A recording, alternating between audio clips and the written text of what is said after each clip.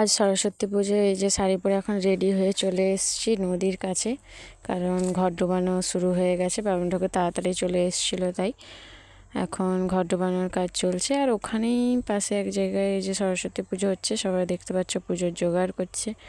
তারপর জল তুলে চলে এসেছি বাড়ি। ছোটদা বসে গেছে পুজোতে ওদের। তারপর দেখতে থাকো পুজো হোক।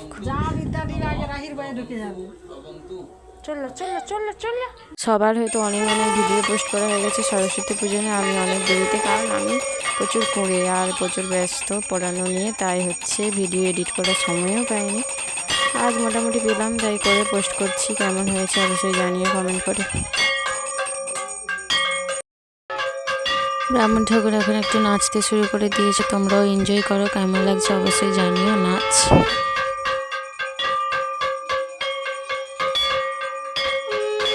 পুজো শেষ, জানি অনেক দেরিতে ভিডিও পোস্ট করছি, কেমন লাগলো জানিও।